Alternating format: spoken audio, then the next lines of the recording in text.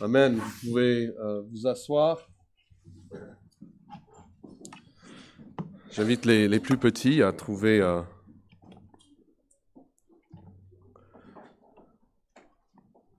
leur classe. Et je vous invite les autres à prendre vos Bibles. J'espère que vous avez une Bible. Et à revenir en Exode chapitre 3. Alors, je sais que ça fait depuis que le début du mois de décembre que nous n'avons pas été dans ce livre. Mais nous allons revenir et nous allons regarder vraiment une des cimes de la parole de Dieu, un des hauts lieux, un des passages clés de toute la révélation de Dieu. Parce que dans le texte d'aujourd'hui, Dieu s'appelle lui-même, il nous donne son nom, il nous révèle son identité. Mais je vais commencer au chapitre 3, mais au verset 1, pour que nous puissions reprendre un peu le contexte. Écoutons donc la parole de Dieu. Exode 3 dit que Moïse faisait paître le troupeau de Jéthro, son beau-père, sacrificateur de Madian, et il mena le troupeau derrière le désert et vint à la montagne de Dieu à Horeb. L'ange de l'Éternel lui apparut dans une flamme de feu, au milieu d'un buisson. Et Moïse regarda, et voici le buisson était tout en feu, et le buisson ne se consumait point. Et Moïse dit, je veux me détourner pour voir quelle est cette grande vision, et pourquoi le buisson ne se consume point. Et l'Éternel vit qu'il se détournait pour voir, et Dieu l'appela du milieu du buisson et dit, Moïse, Moïse. Et il répondit, me voici. Dieu dit, n'approche pas d'ici. Ôte tes souliers de tes pieds, car le lieu sur lequel tu te tiens est une terre sainte. Et il ajouta, je suis le Dieu de ton père, le Dieu d'Abraham, le Dieu d'Isaac, le Dieu de Jacob. Moïse se cacha le visage, car il craignait de regarder Dieu. L'Éternel dit, j'ai vu la souffrance de mon peuple qui est en Égypte, et j'ai entendu les cris que lui font pousser ses oppresseurs, car je connais ses douleurs. Je suis descendu pour le délivrer de la main des Égyptiens, et pour le faire monter de ce pays dans un bon et vaste pays, dans un pays où coule le lait et le miel, dans les lieux qu'habitent les Cananéens, les Étiens, les Amoriens, les Phérésiens, les Éviens, les Jébusiens. Verset 9, voici, les cris d'Israël sont venus jusqu'à moi, et j'ai vu l'oppression que leur font souffrir les Égyptiens. Maintenant va, je t'enverrai auprès de Pharaon, et tu feras sortir d'Égypte mon peuple, les enfants d'Israël. Moïse dit à Dieu, qui suis-je pour aller vers Pharaon et pour faire sortir d'Égypte les enfants d'Israël? Dieu dit, je serai avec toi. Et ceci sera pour toi le signe que c'est moi qui t'envoie. Quand tu auras fait sortir d'Égypte le peuple, vous servirez Dieu sur cette montagne. Verset 13, Moïse dit à Dieu, j'irai donc vers les enfants d'Israël et je leur dirai, le Dieu de vos pères m'envoie vers vous. Mais s'ils me demandent quel est son nom, que leur répondrai-je? Dieu dit à Moïse, je suis celui qui suis. Et il ajouta, c'est ainsi que tu répondras aux enfants d'Israël, celui qui s'appelle je suis m'a envoyé vers vous. Et Dieu dit encore à Moïse, tu parleras ainsi aux enfants d'Israël, l'Éternel, le Dieu de vos pères, le Dieu d'Abraham, le Dieu d'Isaac et le Dieu de Jacob m'envoie vers vous. Voilà mon nom pour l'éternité, voilà mon nom, de génération en génération. Amen. La parole de Dieu. Quelqu'un a dit, je ne l'ai pas ici, je pensais que j'avais cité, Mais la chose la plus importante à propos d'une personne est ce qui lui vient à l'esprit lorsqu'elle pense à Dieu. Okay, je vais le relire, écoutez bien. La chose la plus importante à propos d'une personne, c'est ce qui lui vient à l'esprit lorsqu'elle pense à Dieu. On peut avoir des opinions diverses et différentes sur plein de choses. On pourrait commencer à débattre notre repas préféré, notre marque de voiture préférée, si c'est mieux de vivre dans le nord de la France ou dans le sud, quelle est la langue la plus belle. On pourrait parler des questions politiques, sociales, etc. Mais j'espère que vous êtes d'accord avec moi que la chose la plus importante, l'opinion la plus importante que nous puissions avoir sur quelque chose, c'est ce que nous pensons de Dieu. Qui est Dieu à votre pensée? Que pensez-vous de Dieu? Qu'est-ce que Dieu? C'est une des questions que nous avons, c'est la question numéro 4. Et on peut le dire ensemble, je le mets ici pour que vous puissiez le dire avec moi. Dieu est esprit, infini, éternel et immuable dans son être, sa sagesse, sa puissance, sa sainteté, sa justice, sa bonté et sa vérité. Voilà. Dieu est esprit. Il y a 3 niveaux de définition ici. La première chose, c'est l'essence de Dieu. Dieu n'a pas un corps comme nous. Dieu, dans son essence, il est esprit. Il ne fait pas partie de la création de l'univers. Il est le créateur. Et puis nous avons 3 grandes perfections de Dieu. Dieu est infini. Dieu est éternel. Et Dieu est immuable. C'est les grandes perfections de Dieu. Et d'ailleurs, c'est ce que nous voyons dans cette première chose que Dieu dit de lui-même. Il s'appelle « Je suis ». Infini, éternel et immuable. Et puis, toutes ces caractéristiques sont vraies, en fait, pour toutes ces perfections. D'accord? Donc, on peut parler de sa sagesse. Dieu est infini dans sa sagesse. Il est éternel dans sa sagesse et il est immuable dans sa sagesse. Mais on pourrait prendre aussi sa justice. Dieu est infini dans sa justice, éternel dans sa justice, immuable dans sa justice. C'est la même chose pour sa bonté. Et donc, je vous encourage vraiment à mémoriser cette réponse et le penser dans ces 3 catégories, l'essence de Dieu, les 3 grandes perfections de Dieu, et puis les différentes caractéristiques, et on pourrait en fait en ajouter d'autres caractéristiques à cette liste.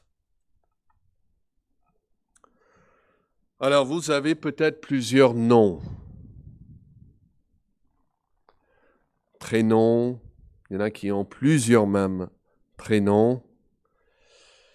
Mais je suis presque sûr que vous n'avez pas choisi aucun de vos noms. Ça arrive, mais en fait c'est très rare. Mais Dieu, au contraire, a choisi son nom. Il a choisi son nom. Notez là le verset 13 d'Exode 3. Quel est ce nom? Moïse dit à Dieu, « J'irai donc vers les enfants d'Israël et je leur dirai, le Dieu de vos pères m'envoie vers vous, mais s'ils me demandent quel est son nom ?» Ça, c'est la question ici. Ça, c'est le sujet maintenant. Quel est le nom de Dieu? Que leur répondrai-je? Et Dieu ne dit pas, c'est une mauvaise question, Dieu ne dit pas, reviens un autre jour, je te dirai. Dieu tout de suite répond à sa question en disant, je suis. Nous avons, pour expliquer, nous avons ces mots, Dieu dit à Moïse, mais imaginez la discussion. Moïse dit, s'il me demande quel est son nom, que répondrai-je? Je suis celui qui suis. C'est ainsi que tu répondras aux enfants d'Israël. Celui qui s'appelle « Je suis » m'a envoyé vers vous. Vous voyez là au verset 14, Dieu dit à Moïse, « Je suis celui qui suis ». Et là à la fin du verset 15, « Voilà mon nom pour l'éternité, voilà mon nom de génération en génération ». Donc c'est une déclaration que Dieu fait de lui-même. Elle fait partie de son auto-identification. Alors, si quelqu'un nous disait cela, quelqu'un arrive, un visiteur, et par intérêt, on leur demande, normalement on ne demande pas leur âge, c'est pas très poli, mais on a le droit de leur demander leur nom. Imaginez que la personne dit « Je suis celui qui suis ». Ça choquerait, je pense. Et on penserait que la personne est délibérément évasif, ou peut-être même qu'elle plaisante avec nous. Mais Dieu, il faut savoir que Dieu ici, il ne cache pas d'informations. Dieu n'est pas en train d'essayer d'être vague. Il s'identifie lui-même. C'est une révélation que nous avons ici. Il veut que Moïse comprenne qui il est. Et il dit donc, je suis. Ah, je l'avais avant. Dieu est, ça c'est le premier point, Dieu est, je suis. Il est, je suis. C'est ce qu'il dit là au verset 14. Dieu dit à Moïse, je suis celui qui suis. Et si on se demande, mais qu'est-ce que cela veut dire ? La directive dans la deuxième phrase du verset 14 nous indique ce que nous devons extraire de cette première déclaration. Regardez verset 14, la deuxième phrase, et il ajouta, ça va nous aider à comprendre ce que Dieu veut dire quand il dit « Je suis celui qui suis ». C'est ainsi que tu répondras aux enfants d'Israël, « Celui qui s'appelle « Je suis » m'a envoyé vers vous ». Alors ce mot traduit « Je suis », c'est le simple verbe « être » qui est utilisé au passé, au présent et au futur. Et comme il utilise ici à la première personne du présent, nous savons qu'il parle de son être. Il parle de son existence. C'est donc celui qui est ou qui existe qui vous envoie envers eux. Ce n'est pas comme les idoles qui n'ont pas d'existence en eux-mêmes. Il est celui qui a une existence en lui-même. Moi, je peux dire, je suis né. Et même si on ne veut pas dire notre âge, nous avons un âge. Nous avons un certain âge même, certains parmi nous. Mais Dieu peut dire, je suis. Il a cette existence. Et puis, il donne ensuite encore plus d'informations, là, au verset 15. Il y a un mot que je veux que vous souligniez pour le lier avec le mot « je suis » au verset 14. Dieu dit encore à Moïse, « Tu parleras ainsi aux enfants d'Israël. » Et quel est le terme que Dieu donne à Moïse ici ? L'Éternel. Notez ce mot, l'Éternel, le Dieu de nos pères. Alors, réfléchissez bien sûr avec moi, quelque chose, j'espère, qui va vous aider dans votre lecture de l'Ancien Testament, parce que ce mot apparaît, je crois, plus de 3000 fois. Le mot éternel. Lorsque les manuscrits hébreux ont été rédigés, et dimanche prochain dans l'après-midi, nous aurons une professeure qui va nous parler des langues bibliques. On lisait d'abord de droite à gauche, pas comme en français, et la langue écrite en tout cas ne comportait pas de voyelles. Okay, donc imaginez le français sans voyelles, que des consonnes, ou un radical, ils appellent ça. Et c'est environ 500 ans après Jésus-Christ que des érudits hébreux ont inséré des points de voyelles dans le texte. Donc, vous avez ici le texte original qui est en noir, en fait, c'est que des consonnes. Mais on a ajouté, pour ne pas changer le texte, vous voyez, même pas pour l'élargir, on va mettre des points de consonnes au-dessus, en dessous, différentes formes, triangles, lignes, tirets, etc., pour nous aider à prononcer ces mots hébreux. Et donc un texte hébreu, aujourd'hui, va avoir le texte ainsi que des points voyelles. Alors, le mot que nous avons là, au verset 15, traduit éternel, comporte 4 consonnes, mais pas de voyelles. Et vous savez déjà, la plupart d'entre vous, quelles sont les 4 consonnes. Ah, ça a changé de... mais c'est les lettres, c'est dur à lire là. Y-H, W-H. Y-H, W-H. Et donc, 500 ans après Jésus-Christ, ces érudits hébreux ont pris des voyelles d'un autre mot. Je dis, comment est-ce qu'on va prononcer ce mot? Et ils ont pris les voyelles d'un mot hébreu, qui est le mot Adonai. Okay. Adonai, qui veut dire Seigneur.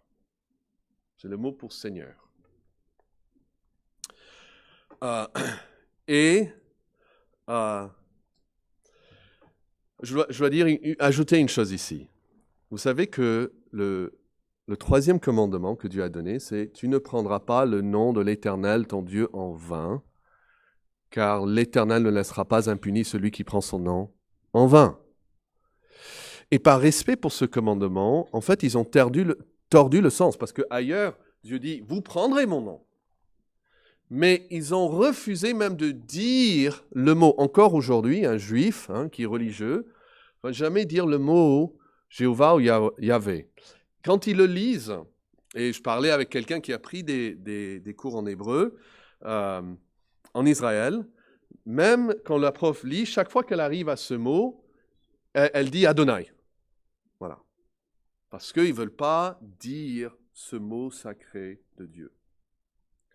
Donc, il y a différentes idées, mais probablement pour ça, pour rappeler aux gens qu'il faut dire Adonai au lieu de dire le mot de Dieu, ce qu'ils ont fait, ils ont ajouté les voyelles de ce mot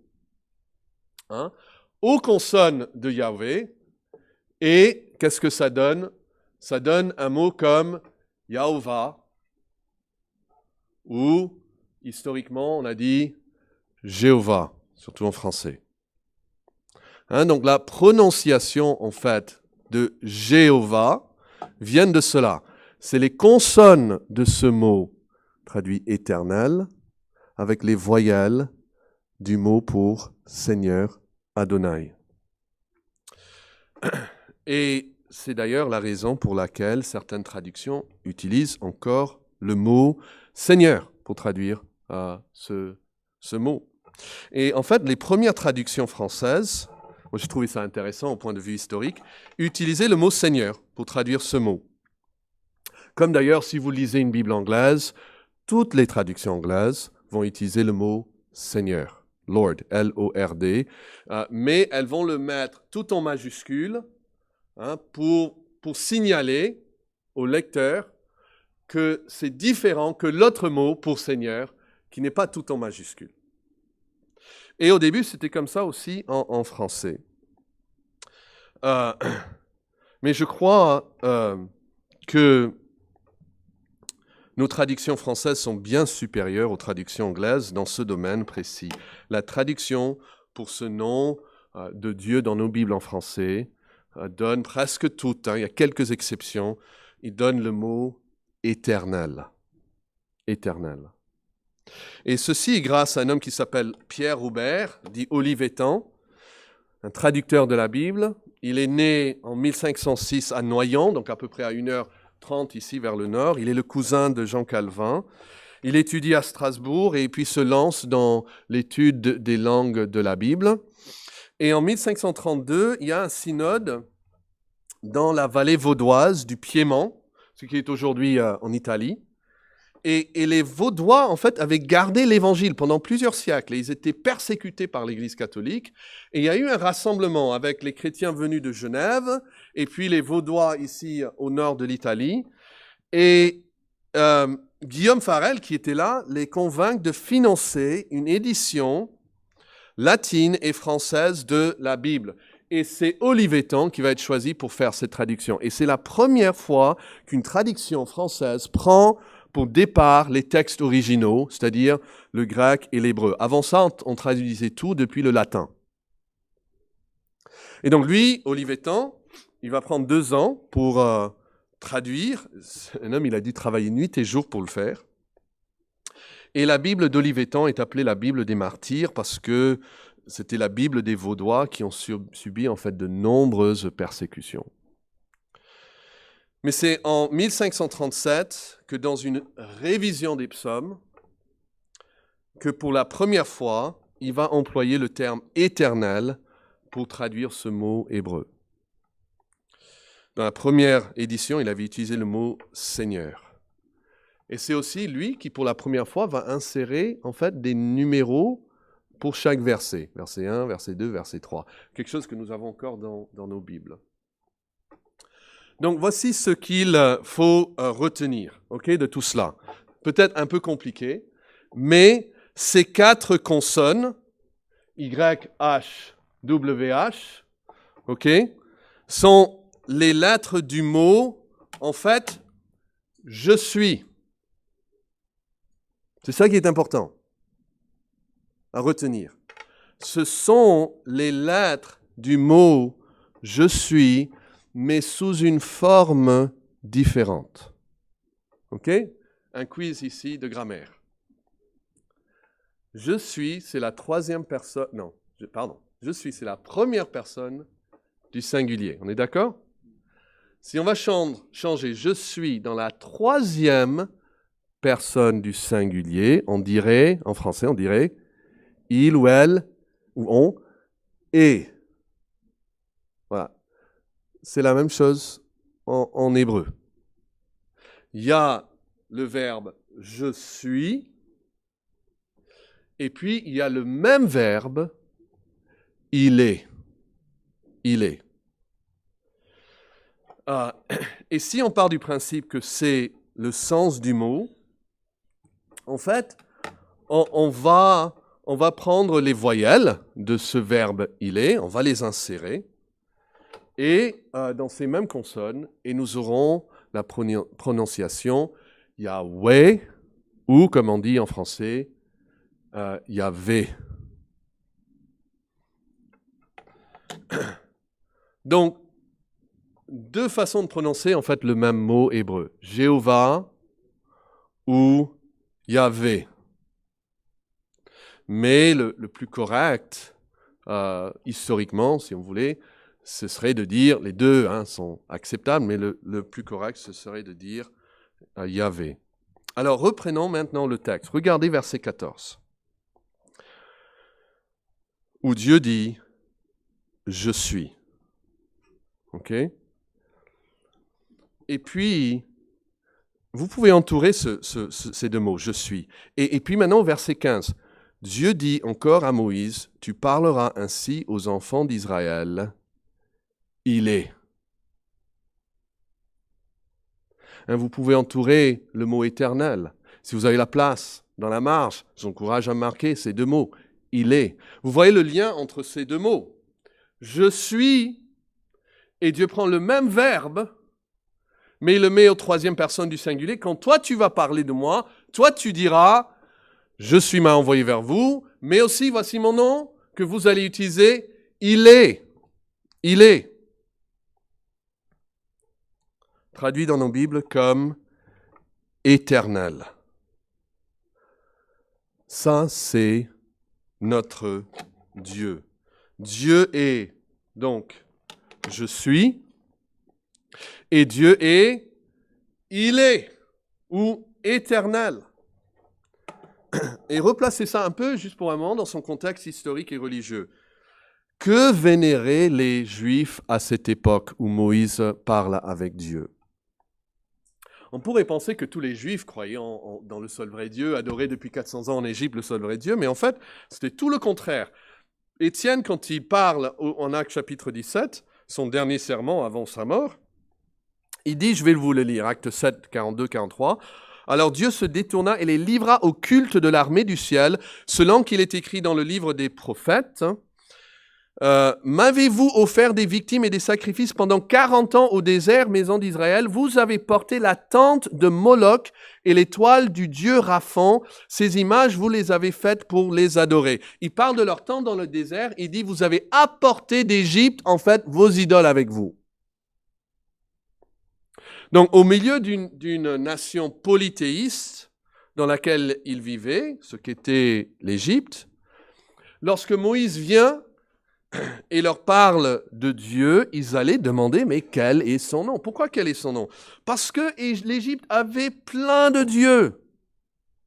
À l'école, vous avez appris certains de ces dieux. Et ils ont tous des noms, et chacun de ces dieux sont liés à des puissances, ou à des événements, ou à des lieux.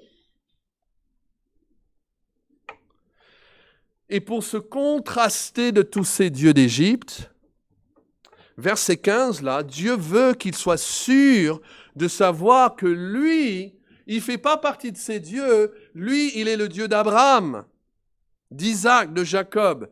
Il n'y a rien de nouveau ici. Ce n'est pas un nouveau Dieu. Ça remonte à des centaines d'années. Et donc, ce nom fait référence à l'être de Dieu. Moïse suppose ici qu'ils reconnaîtront que, effectivement, ce Dieu, c'est le Dieu des patriarches, d'Abraham, Isaac, etc. Et comment est-ce que Abraham et les autres ont connu Dieu?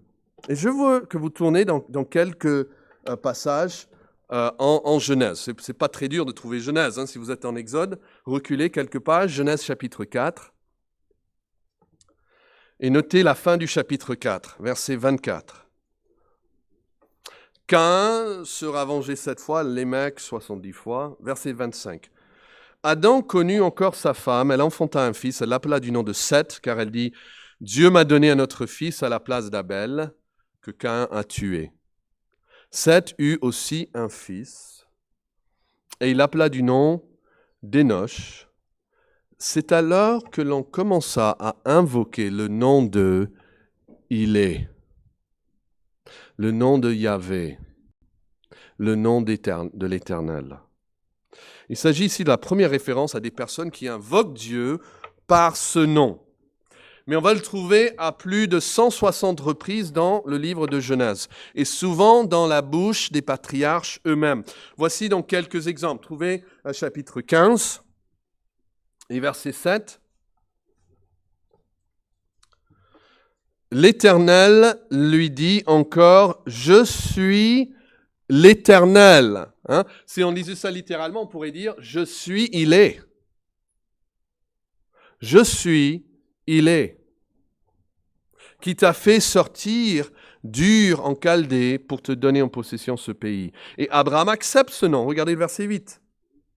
Abraham répondit, « Seigneur éternel, ou Adonai, Yahvé, Seigneur, il est. À quoi connaîtrai-je que je le posséderai? » Regardez chapitre 22 et verset 14.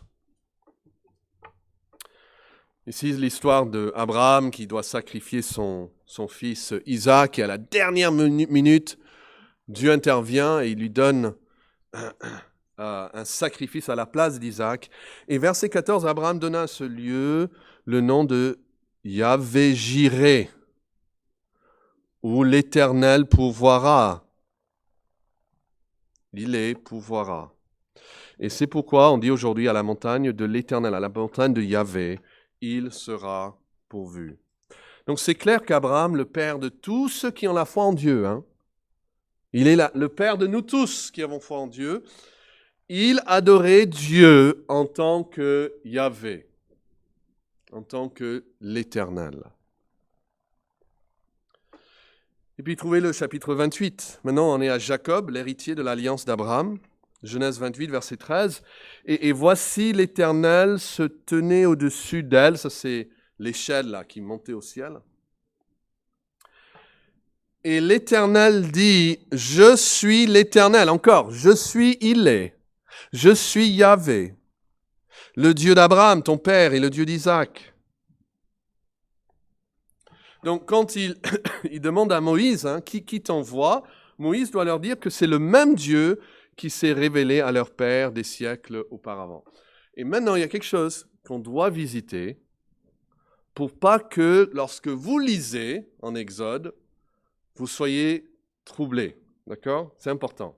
C'est en Exode chapitre 6. Est-ce que vous pouvez trouver Exode 6?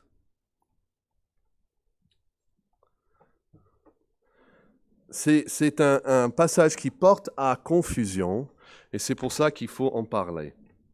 Exode 6, verset 2, Dieu parla encore à Moïse et dit, « Je suis l'Éternel, je suis Yahvé. Je suis apparu à Abraham, à Isaac et à Jacob, comme le Dieu Tout-Puissant. » En hébreu, c'est El Shaddai ici. « Mais sous mon nom, l'Éternel, sous mon nom, Yahvé, il est, je n'ai pas été reconnu par eux. » Alors, ça vous pose problème? D'abord, nous savons que la parole de Dieu est sans erreur, et donc il y a certainement une explication à donner à ce verset. Mais une chose est sûre, on va complètement perdre le sens si on pense que Jacob ne connaissait pas Yahvé, qu'il ne savait même pas que c'était son nom, qu'Abraham ignorait que le Dieu créateur s'appelait l'Éternel, parce que nous avons ces évidences en Genèse. Et donc il y a deux explications possibles. Beaucoup de commentateurs aujourd'hui disent que la structure de la phrase en hébreu suggère que c'est une question ici. D'accord? Donc regardez-le, je vais lire comme une question. Dieu dit, « Je suis apparu à Abraham, à Isaac, à Jacob comme le Dieu Tout-Puissant. Mais n'ai-je pas été connu d'eux par mon nom d'Éternel »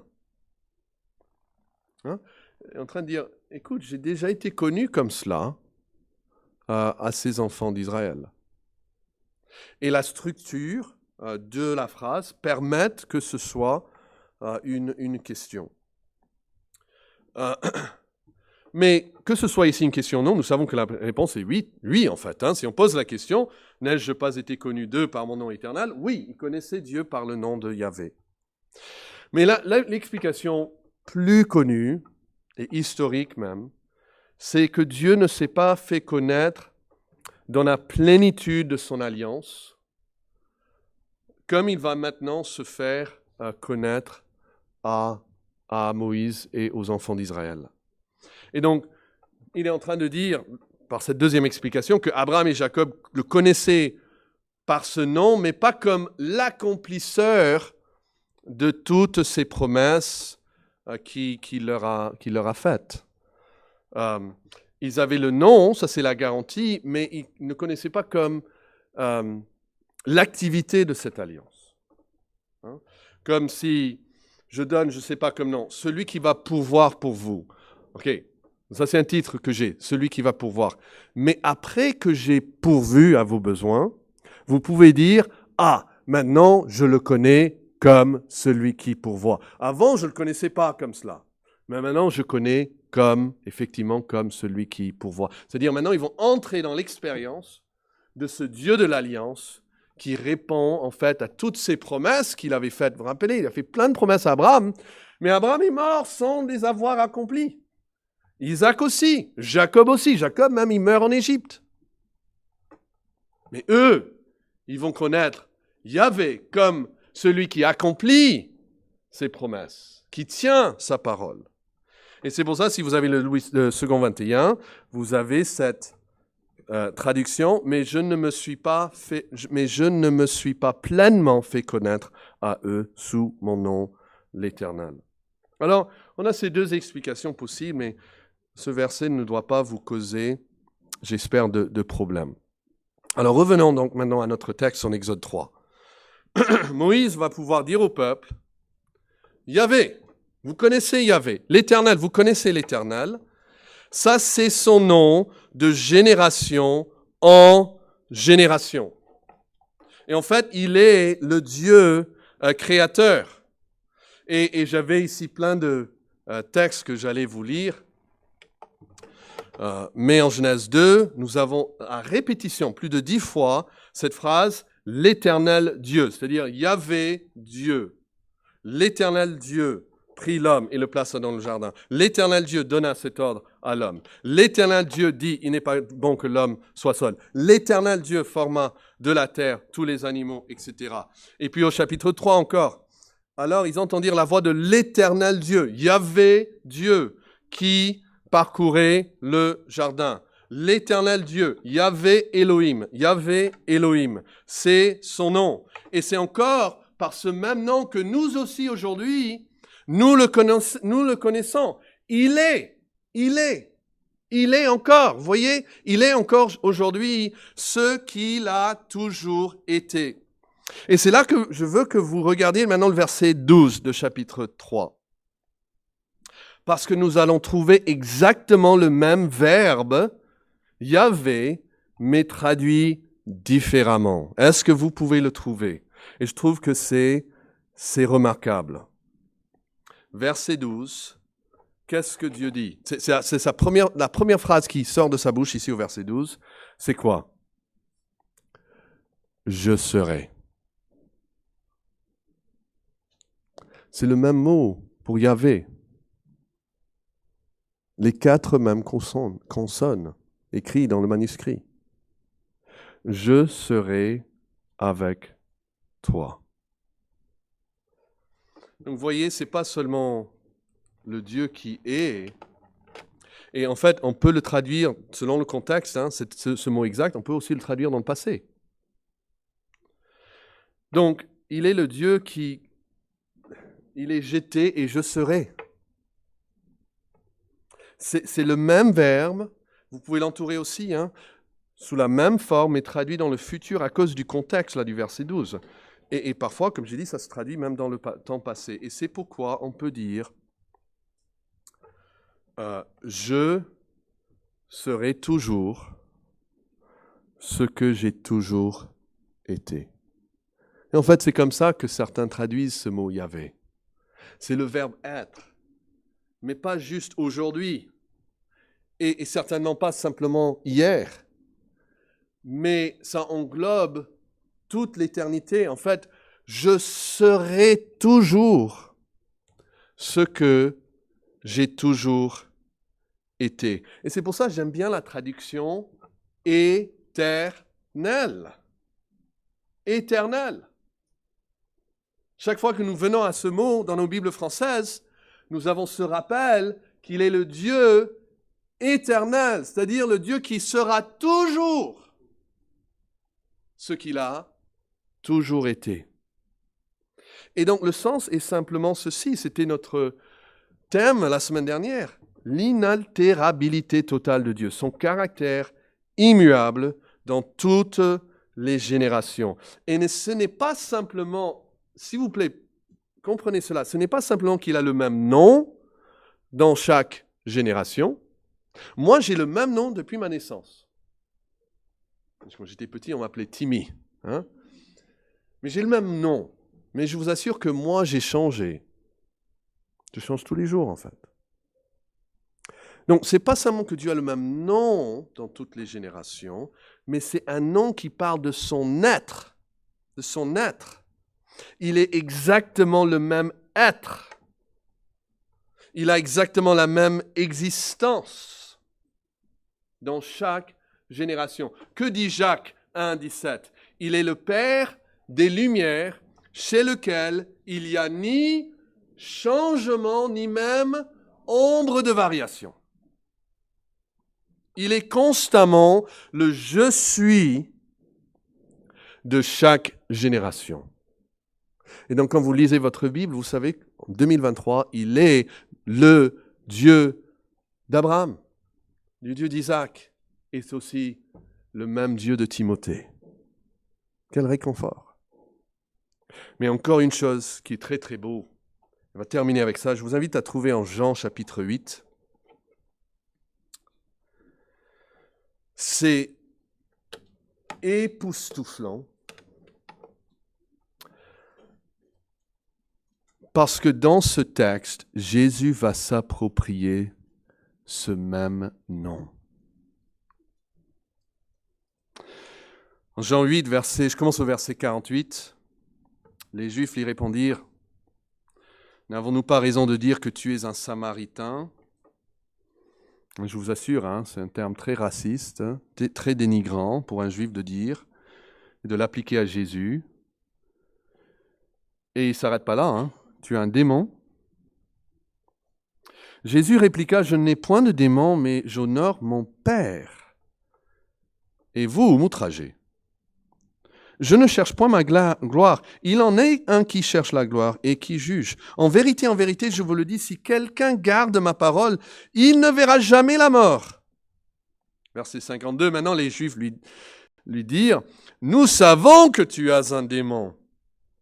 Abraham est mort. Les prophètes aussi. Et tu dis, si quelqu'un garde ma parole, il ne verra jamais la mort. Es-tu plus grand que notre père Abraham qui est mort ? Et les prophètes aussi sont morts. Qui prétends-tu être ? » Écoutez, si vous avez un doute sur ce que Jésus pensait de lui-même, lisez bien ce qui suit. Jésus répondit, « Si je me glorifie moi-même, c'est-à-dire si moi j'inventais tout ça moi-même, eh bien ma gloire n'est rien. Mais c'est mon Père qui me glorifie, lui que vous dites être votre Dieu et que vous ne connaissez pas. » Donc il dit, votre Dieu, c'est mon Père, et lui, il me glorifie. Et vous ne le connaissez pas, mais pour moi, je le connais. Et si je disais en fait que je ne le connaissais pas, je serais semblable à vous, un menteur. Il dit, je le connais, je ne pourrais pas dire autrement. Mais je le connais et je garde sa parole. On comprend pourquoi les Juifs étaient irrités contre lui. Mais ça va plus loin, notez le verset 56. « Abraham, votre père, a tressailli de joie de ce qu'il verrait mon jour. » Et il a vu, c'est-à-dire il a vu mon jour. Et il s'est réjoui de voir mon jour. Les Juifs lui dirent, « Tu n'as pas encore 50 ans. Et tu as vu Abraham ?» Et Jésus leur dit, « en vérité, je vous le dis, même avant qu'Abraham fût. » Pourquoi fût ? Parce qu'Abraham ne peut pas dire qu'Abraham qu'il est. Il a eu une naissance, Abraham. Et même avant sa naissance, je suis. Les amis, il n'y a pas de doute ce que Jésus est en train de faire. Il est en train de s'approprier le nom sacré de Dieu. Le nom devant qui Moïse a enlevé ses sandales parce qu'il était sur une terre sainte. Celui dont il avait tellement peur de voir le visage, il s'est couvert lui-même son propre visage. Et on comprend pourquoi, regardez ce qu'ils font, verset 59. On comprend pourquoi ils prirent des pierres pour les jeter contre lui. Pourquoi ? Parce en entendant ça, il n'y a que deux choix. Soit tomber à genoux pour l'adorer, soit prendre des pierres pour le lapider. Il n'y a pas de troisième option ici. Il est en train de dire, moi je suis. Et j'étais le je suis avant même qu'Abraham fût.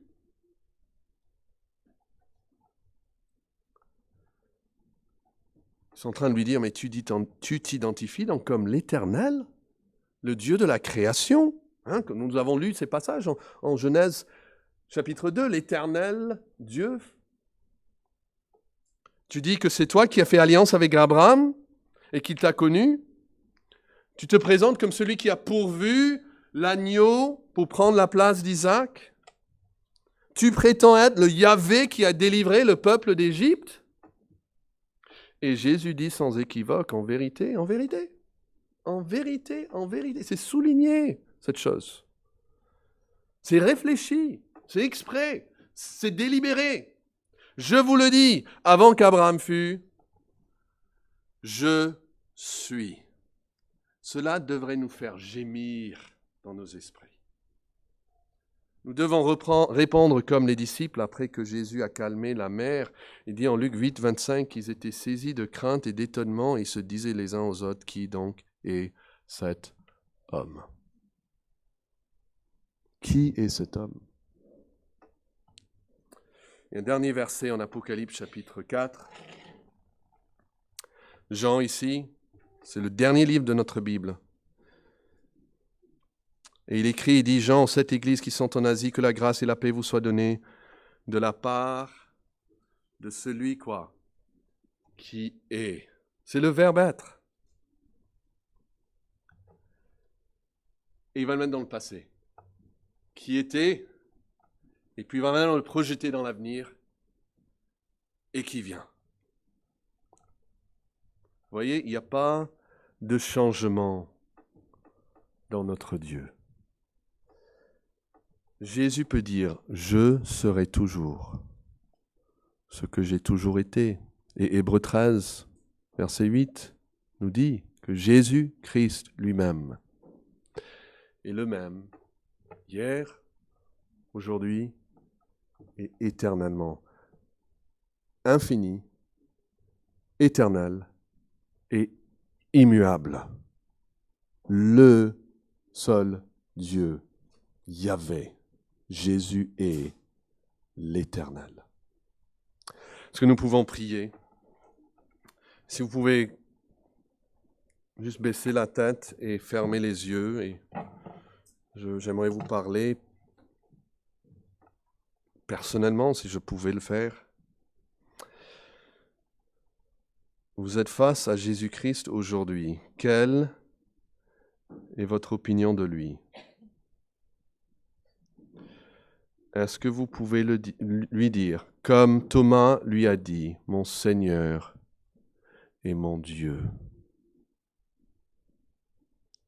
Est-ce que vous pouvez lui dire qu'il est Yahvé, il est l'Éternel? Nous savons que ce Dieu unique, il a un nom. Et l'apothéose de ce nom est révélée à la fin de Matthieu quand il parle du nom singulier du Père, du Fils et du Saint-Esprit. Et nous connaissons Yahvé seulement quand nous le connaissons en tant que Père, Fils et Saint-Esprit. Égal en puissance, égal en gloire. Tous les trois, éternels, immuables, sans changement ni variation. Le Dieu des dieux. Ô notre Père, le grand il est, éternel, nous te louons de ce que tu t'es révélé à l'homme. Et nous savons que l'homme est par nature aveugle à cause du péché. Mais nous savons aussi que ton esprit est efficace pour appeler même ceux qui sont dans les ténèbres et pour les transporter dans le royaume de ta lumière. Et nous prions que pour chacun de nous ici, nous soyons clairs sur qui est le Dieu réel, le Dieu de la création et le Dieu de l'Apocalypse, le Dieu de l'éternité, le Dieu 3 fois saint, le Père, le Fils et le Saint-Esprit. Et nous voulons t'adorer et te louer et t'aimer, pas tel que tu es selon notre imagination, mais tel que tu es selon ta propre révélation. Amen.